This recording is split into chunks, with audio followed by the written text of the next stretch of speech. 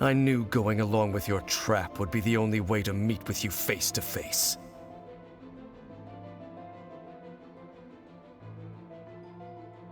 You risked your safety, and that of the Eye. That's quite the gamble, Dainsleif.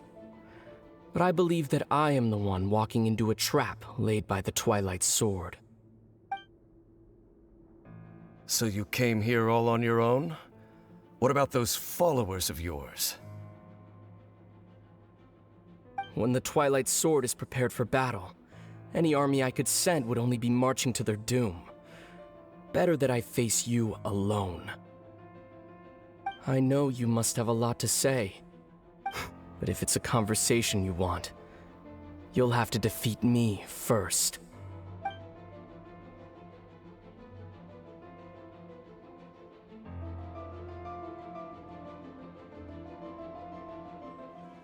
The Abyss Order's on the move! The ley lines are all out of whack! We better hurry back to Vimara Village and see what's going on!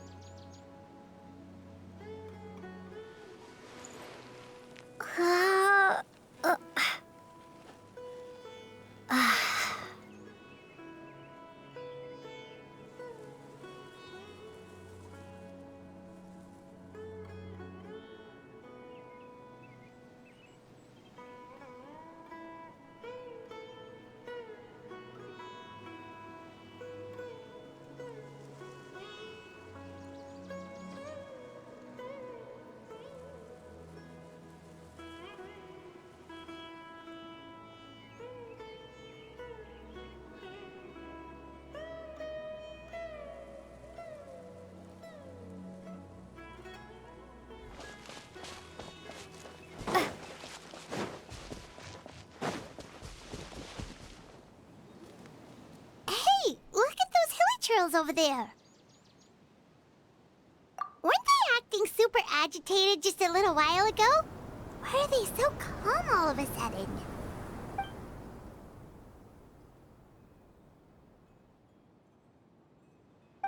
In the New World, they bade farewell to the shrouded sun.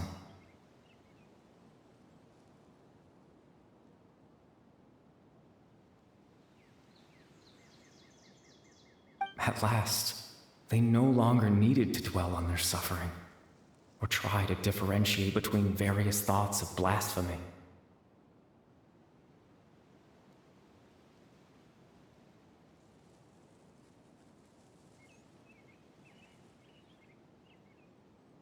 Such was the price they paid, and thus their souls became cleansed and pure. Did you hear that? What was that sound just now?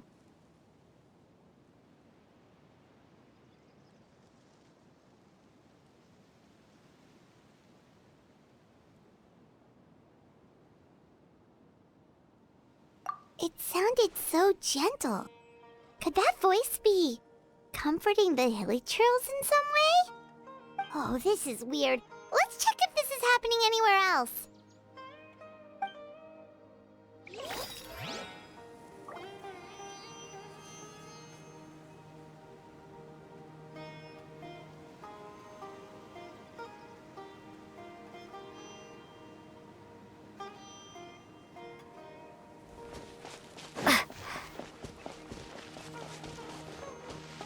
Looks like the same thing is happening over here, too. The Hilichurls are calm. You see, we're both still here. We've reclaimed an endless amount of time to love. Release your tears. You no longer need to hold back your sorrow. Over there, it looks like they're sleeping. In the end, he whispered, softly.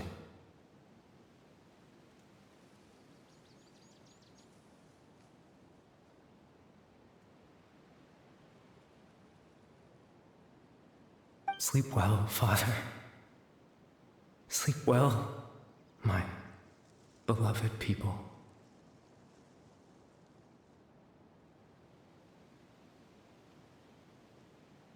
When you awake, that which differentiates us shall be no more.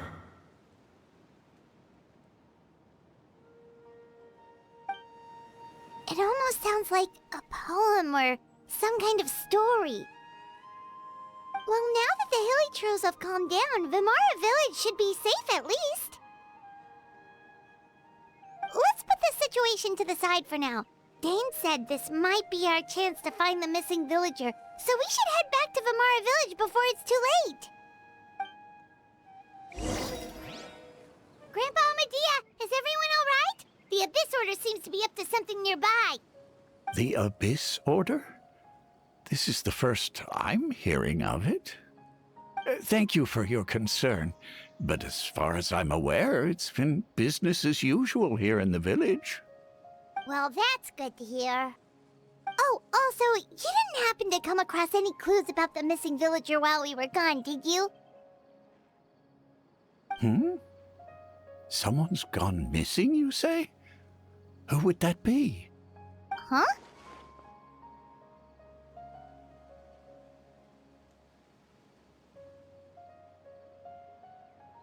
You know, the young guy from Vimara Village. The one you've been looking for all this time. You posted a commission with the Sumeru Adventurers Guild. That's kind of the whole reason we're here, actually. Your missing persons commission. Ah, I do apologize, you two. I hope I'm not worrying you too much. I'm sure it's just my age making me forgetful again. At least right now, I can't seem to recall whatever it is you're referring to. Perhaps you should try asking someone else. But how is that? All right. Thanks for your help, Grandpa Amadea.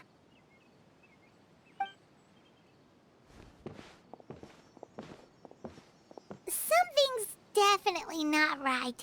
We just talked to Grandpa Amadea about the missing villager. There's no way he could have forgotten all about him just like that. What do you think, Traveler? Could everyone's memories of the missing villager have been erased again? You're right. We should narrow down the possibilities first. Let's go ask someone else then.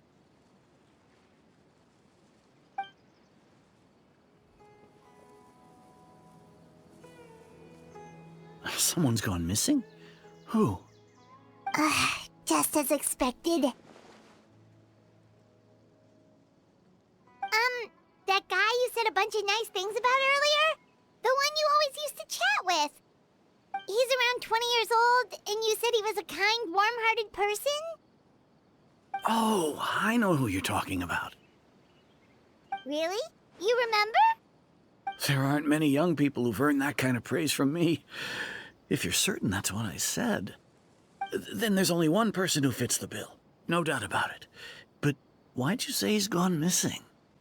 Yeah, I just saw him leave the village. There was someone else with him, too. They couldn't have gone far.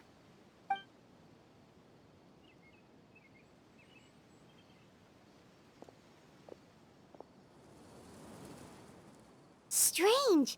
Bayram seems to remember him. And apparently he just saw him? Do you think maybe it's not that there's something wrong with people's memories, but that we've somehow returned to a time before he went missing? Right! Paimon totally forgot about the ley line disturbances. We're in someone else's memory. Just like how you entered your sibling's memory last time. That would also explain why we seem to be at a time before he went missing. It's a memory after all. Right. If he's someone who only exists in people's memories, then we're finally on the same turf. But didn't Bayron just say that he saw him leave the village with someone? Where should we go look for him? Who knows how long this ley line disturbance is gonna last? We might not have that much time, and we don't even know whose memory this is. Good idea! That'll help us narrow things down. We pretty much figured out that the missing villager has the ability to...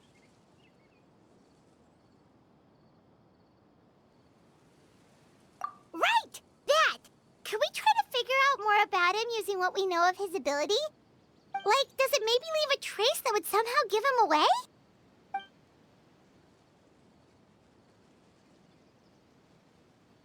No wonder! All this time and the sky hasn't changed a bit! That must mean time isn't passing!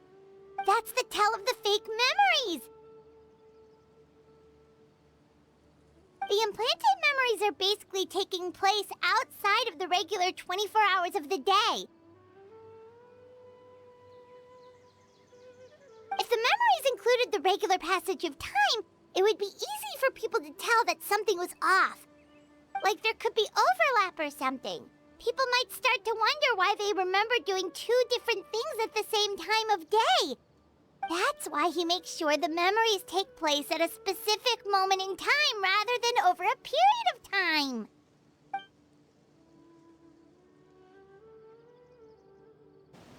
Oh, right! That's exactly what Atosa described!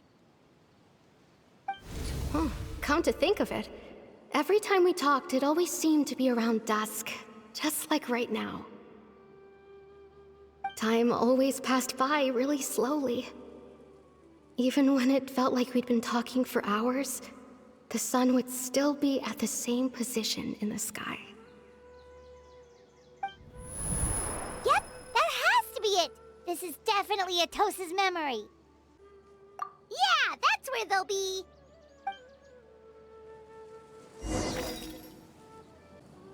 So, you see, Granny Jahiet was a mercenary when she was younger. She just talks like that out of habit. She's not trying to scare the children on purpose. Oh, there I go again. Always talking about my own things. Do you maybe have anything you want to share? It's okay if you don't. You could also just talk about what you think of me? Oh, I think you're an incredibly strong and thoughtful young woman. You'll meet many amazing people and live a very happy life. You won't miss someone like me. Huh? Are those your friends over there?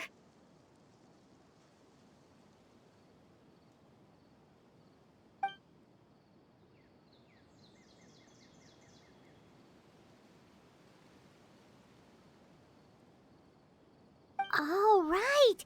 This version of Atosa hasn't met us yet! Friends? I guess you could say that. It must have taken them a lot of effort to find me. So, I should see what they need. I'm sorry, Atosa. We'll have to continue this conversation another time. Another time, huh?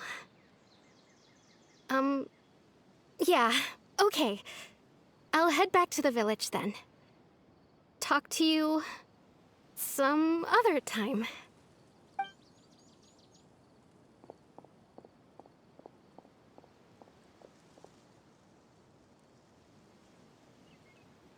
It's nice to see you, Traveler. I believe this is the first time we've met.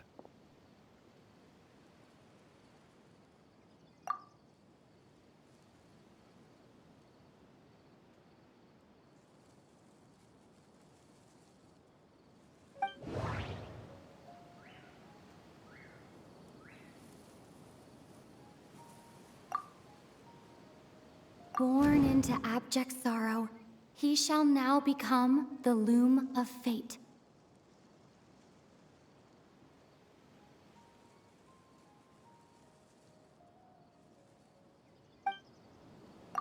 You're Caribert Alberic.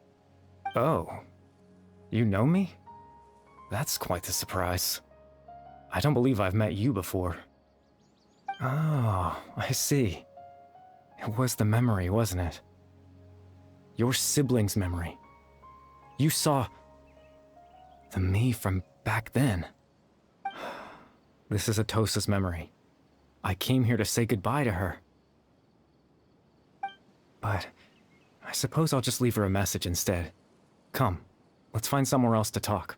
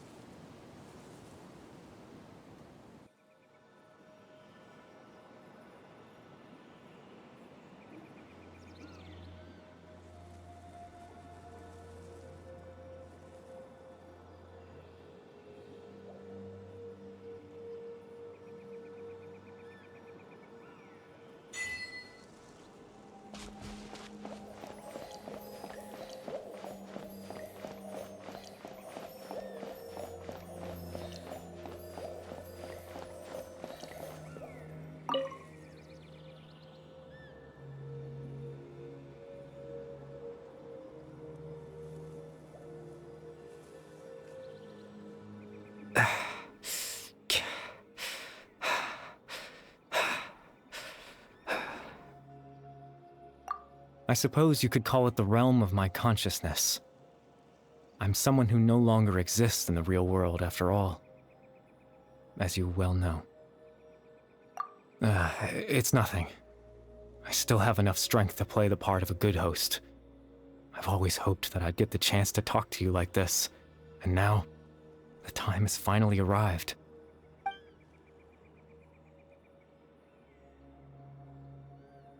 Extreme sorrow and pain, hope and regret coursing through your veins, and a degree of abyssal power that defies comprehension.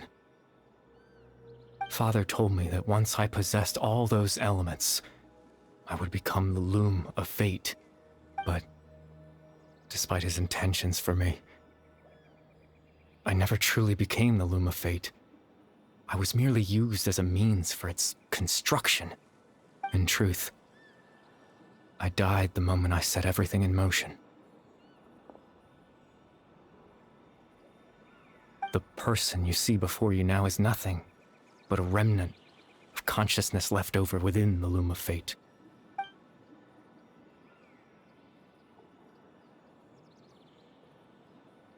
As for your question, the loom of fate is a device capable of weaving ley lines. In its primitive form, it can only be used to create and implant memories. But as more of it is completed, its power becomes stronger and stronger, until finally, it has the power to weave real ley lines of its own. Once fully completed, the moment it gains the power to weave ley lines, it loses the lower level ability to influence memories. But it also becomes a tool that can change the entire world. Yes, I have the ability to control the loom in its semi-completed form. I suppose you can think of it as a form of compensation. After all, its existence cost me my life.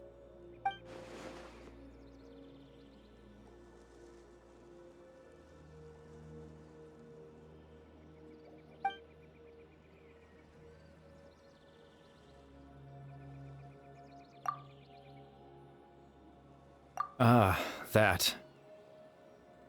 I was wrong to implant those memories. I'm sorry I caused so much trouble. Not only for everyone in the village, but for you as well.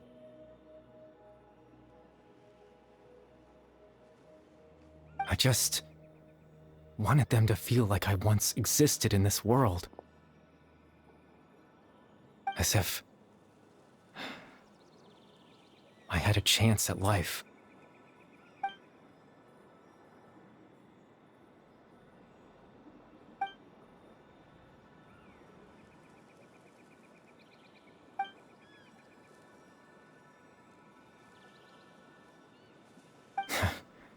I know what you must be thinking. Why would I do something so meaningless?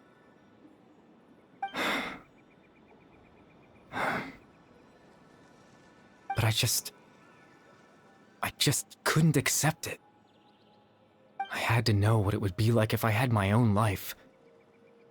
What kind of person I would be. What other people would think of me.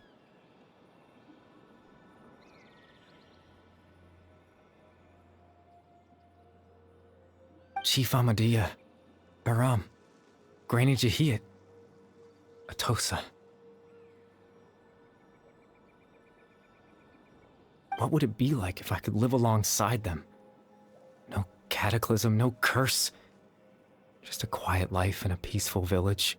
I was curious, so I selfishly tried to have my own life. Even if that meant piecing together the version of myself that could have been. One memory at a time. I know it sounds stupid. After all, my life ended a long time ago.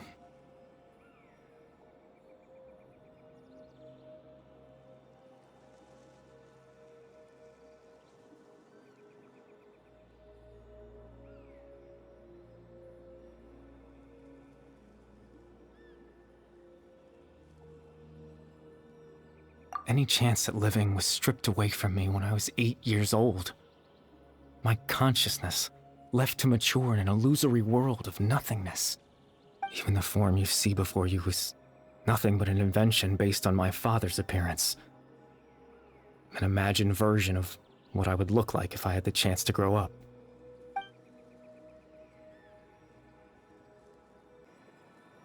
I know. But there's nothing I can do to make them find me. If I could exist in the real world, I would return without a second thought and surprise them with the suddenness of it all. But, well, that's not possible for me.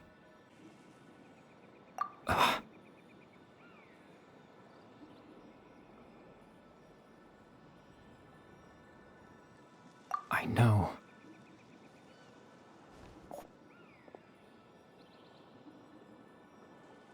Captain Dainsleif. Twilight Sword, you mean? No need to meet up with him. Things should already be settled on his end.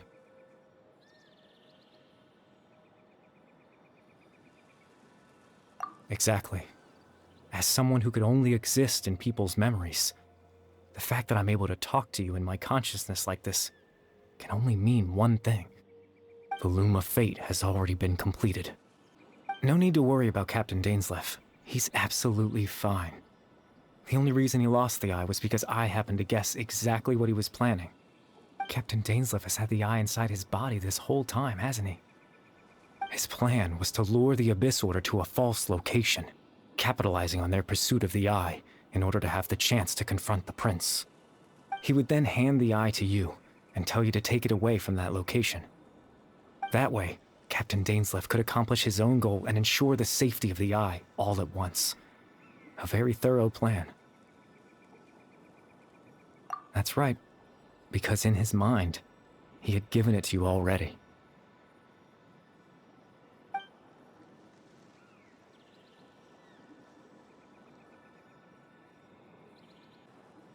Before you two entered that false location. Traveler, wait.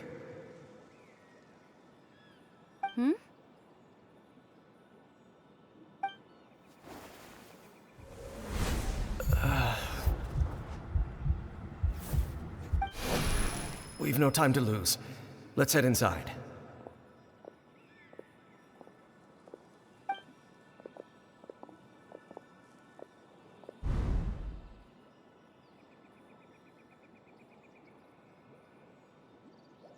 That was when I implanted the memory of him handing you the eye.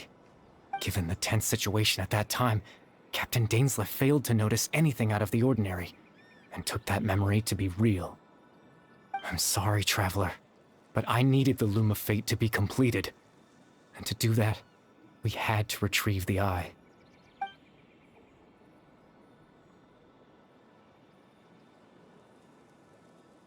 I promise I'm not trying to conceal anything from you, but I truly have no idea what the Prince is planning. Tevat's ley line system is deeply entrenched in the planet. Creating new ley lines can neither replace nor extend the ones that already exist. In the face of everything they could be planning, I fear I'm too insignificant to even get a glimpse of the bigger picture. In any case, I had my own use for the Loom of Fate, and my goal, at least, has been achieved.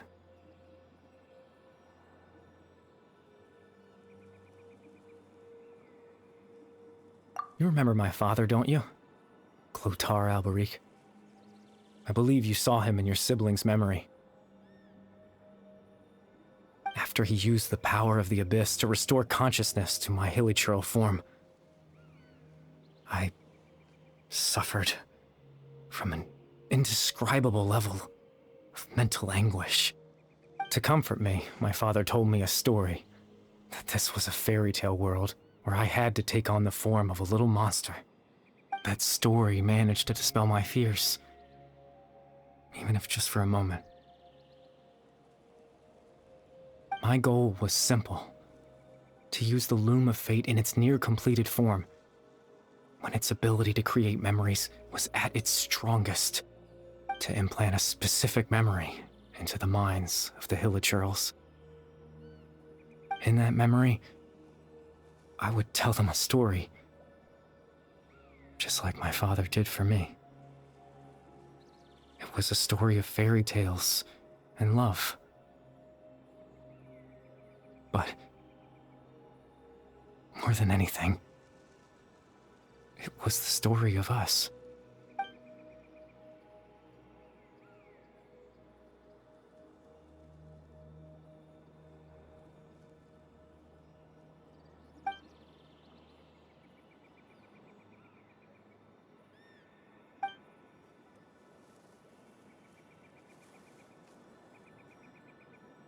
I can't change the world.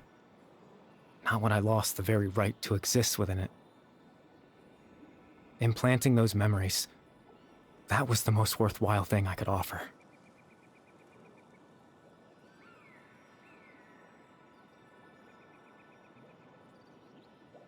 All that's left of my existence is a wisp of residual consciousness tied to the loom of fate. In truth, that trace of my consciousness should have dissipated long ago. My goal was the one thing that allowed me to hold on all this time. But now, the bedtime story is finished. And it's finally time to rest.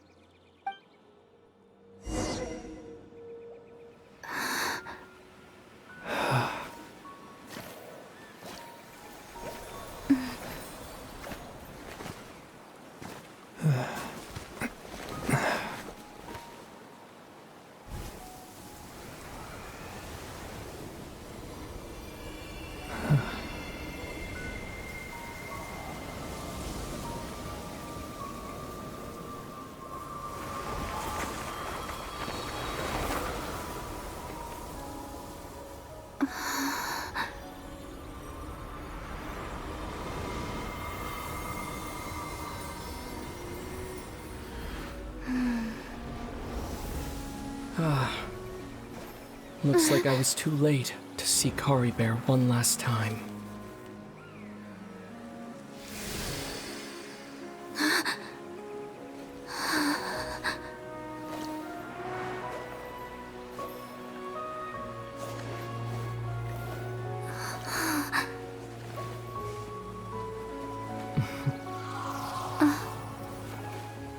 Kari Bear's consciousness is gone, and this space will soon disappear along with it. Neither of us belongs here. That's why we're not tangible. Were that not the case, I'd love to hug you too. Well, how about a conversation?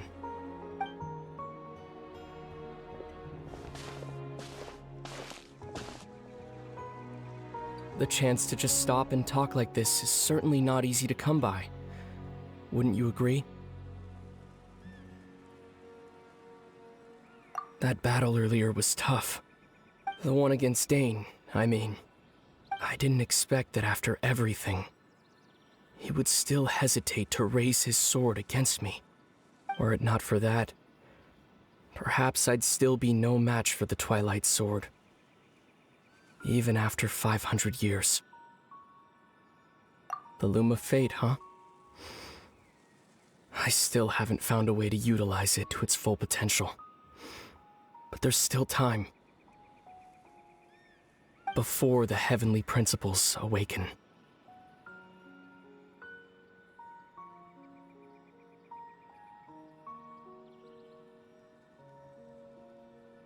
Yes. For 500 years now, ever since the cataclysm in Conria, there's been no sign of activity. Not long ago, you witnessed the Hydro Archon destroy her divine throne, yes? Such a flagrant disregard for the rules, and still Celestia took no action. I suppose that's proof enough of the Heavenly Principles situation. However, the Heavenly Principles will awaken. We just don't know when that will be, or what might trigger it.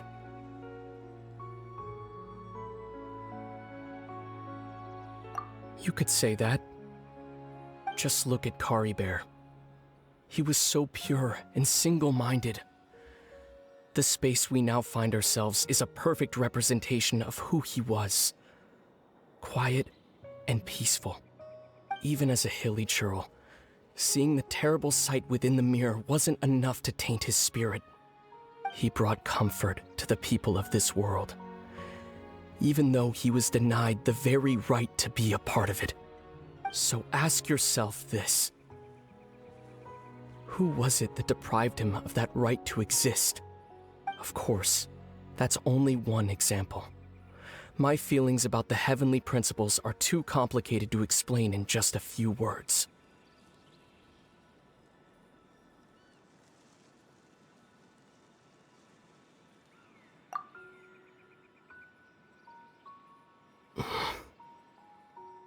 Lumine?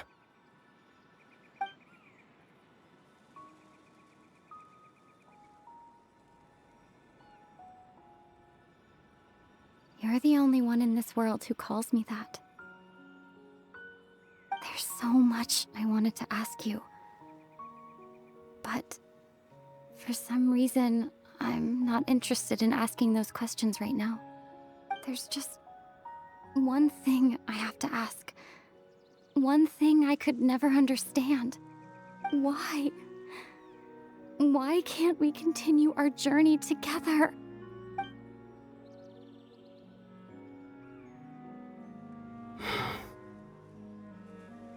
At the end of my journey, I arrived at a place known as the Sea of Flowers at the end. Do you remember? A long time ago, when we traveled between worlds together. You told me. You wanted to find a place in the universe where that one flower was in full bloom. To have a place like that suddenly appear before me? Well, would you think of that as a coincidence? You mean? I miss you too, Lumine.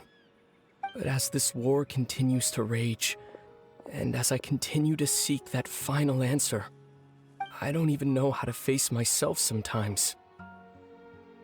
Let alone my own sister. What's going on? This space has lost its tether. I doubt it'll be able to exist much longer. In fact, aside from our ability to physically interact with each other, there's something else you should know about this space. With Kari Bear gone, we won't be able to remember anything that happened here. Everything in this space will be wiped from existence, including all memory of our reunion. You're only telling me this now?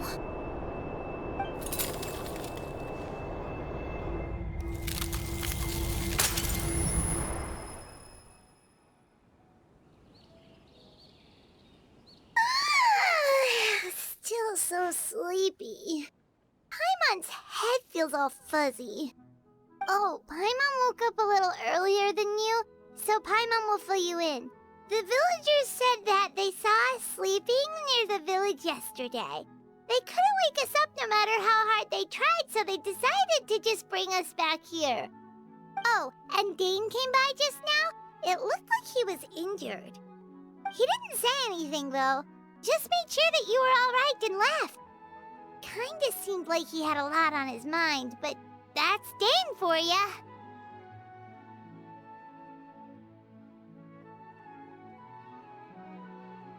Let's think for a second.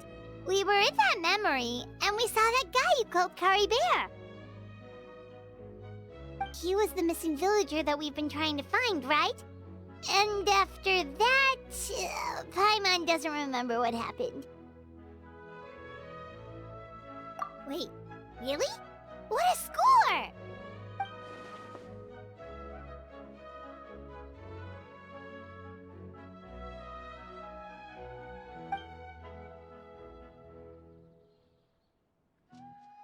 Well, what happened after that?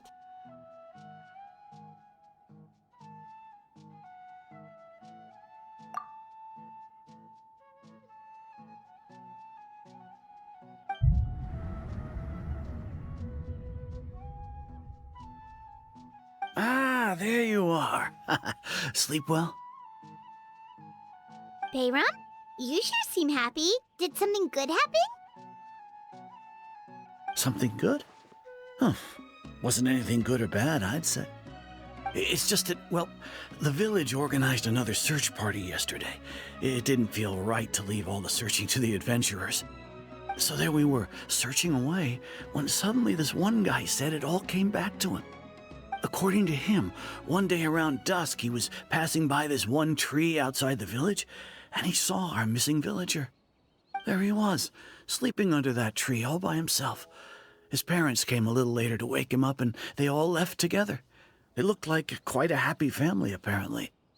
And after that, well, we all started to feel like that really is what happened. Kind of strange that we forgot all about it for so long.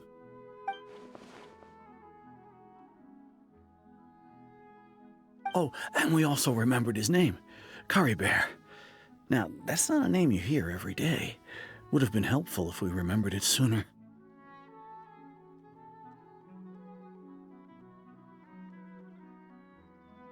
Well, I hope he's happy wherever he is, and we're all relieved now that we know what happened. Seems like everyone thinks Curry Bear left the village. That's probably for the best. At least they have some sort of explanation now.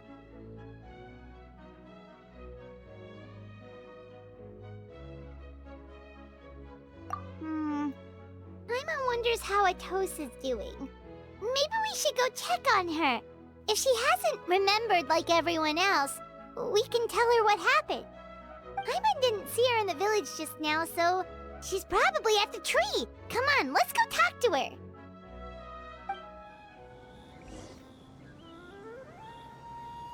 Hey,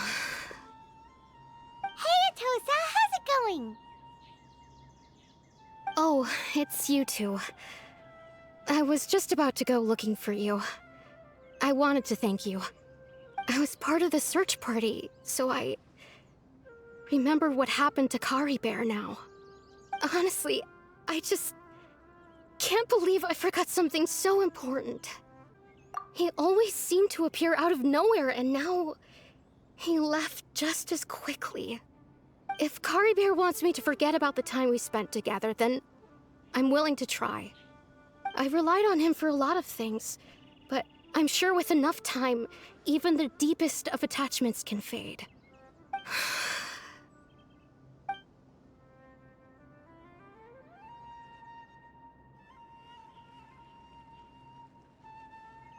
Okay, I'll admit, I'm just putting on a brave face. I was dumped, wasn't I? Otherwise, why would he just leave like that without saying goodbye?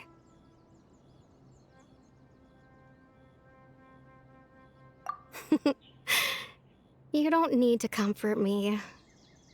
I'll be okay. It's just like Curry Bear said. It's the things we overcome that make life more precious. And you know, if he has a heart, maybe he'll come back and see me one day. Anyway, thanks for all your hard work, you two. I promised I'd help Granny Jahiet with something, so I should head back. Goodbye. Well, that should be it, right? Everyone's lives can go back to normal now. Oh, right! Weren't you about to tell Paimon what happened after your conversation with Curry Bear?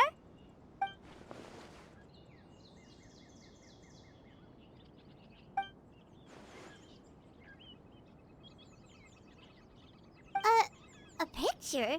Where'd that come from? Let Paimon see.